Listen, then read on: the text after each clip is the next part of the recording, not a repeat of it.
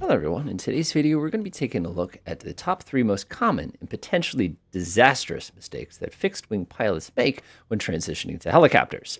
The first one is one of the more common ones, and that comes to when we hear a sound. Specifically, that one. That sound tells us that our aircraft is stalling. Now, in an airplane, that makes sense. When we get a stall, we usually add full power and we let the nose drop. But when we hear that sound on a helicopter, it means something very, very different. Now, the most common sound when we hear something like that in a helicopter is when our RPM is getting low.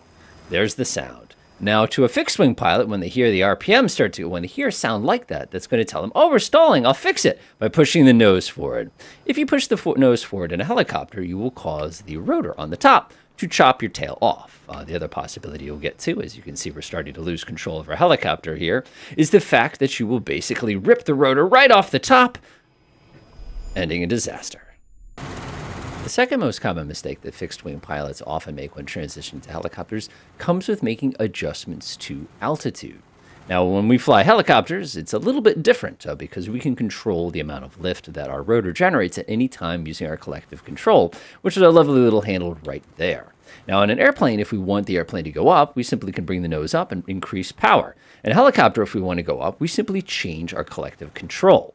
Now, the reason this becomes a tricky problem for pilots who are going from fixed wing to helicopter is they go back to the same mistake we just made in the previous example, which is we push forward. Now, if you take a look here, it literally says low G pushovers prohibited. And the reason for that is because of the fact, again, we could have that rotor disassembly, which is very, very bad for us, or we could over-rev things. So let's say, for example, that we're cruising along like this, and now we want to go underneath something.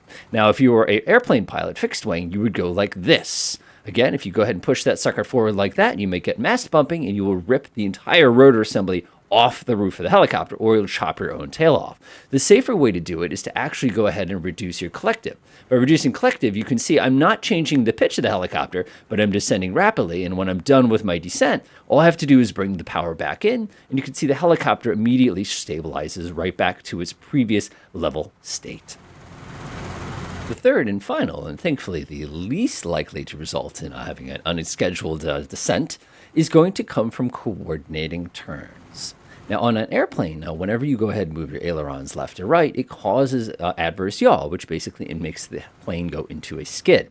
Helicopters, it's a little bit different. We have a set of pedals on the floor, as you probably think of, but we actually don't have a rudder. Those are anti-torque pedals to cancel out the effect of our giant rotor spinning one way, and Newton's law says we got to go the other. In this particular helicopter, this is the Cohen Sim Robinson 22, you'll notice that there's that little tiny ball there that seems like it's way off center. It's actually in center when it's against the left line there. It's not when it's in the center like you think of with an airplane. Again, different manufacturers are going to do that differently. But one of the things we are trained very early as pilots is that when we go ahead and turn, to go ahead and apply some rudder in the direction that we're turning in order to cancel out the effect of the adverse yaw. Now, in a helicopter, I'm not touching the anti-torque pedals at all. As a matter of fact, the only thing I'm moving right now is the cyclic. And one of the things you'll observe is that that ball stays mostly centered. Of course, I'm moving pretty quick here, so it's going to be pretty good. Now, if I were to apply the instincts that a pilot would use here, let's go ahead and turn. You will notice that our helicopter starts to get a little unstable. You'll also notice that we enter into a bit of a skid. Now, if I were to try to apply it the other way, you'll notice that it just sort of flops over and it becomes, see how it starts to seesaw back and forth. It is simply not a response that a pilot would need to make in a helicopter for this particular purpose. You will need to correct skid and slip, but that's going to be to a different effect, and it's going to be highly dependent on the speed you have.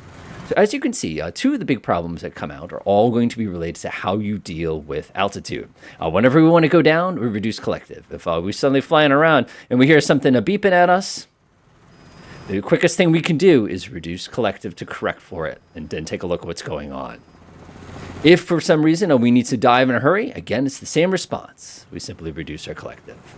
And then finally, if it is a situation where we need to make sure our turns are coordinated, we only need to do a little bit. And instead, we need to be using our feet when we're going slow or trying to hover. Enjoy.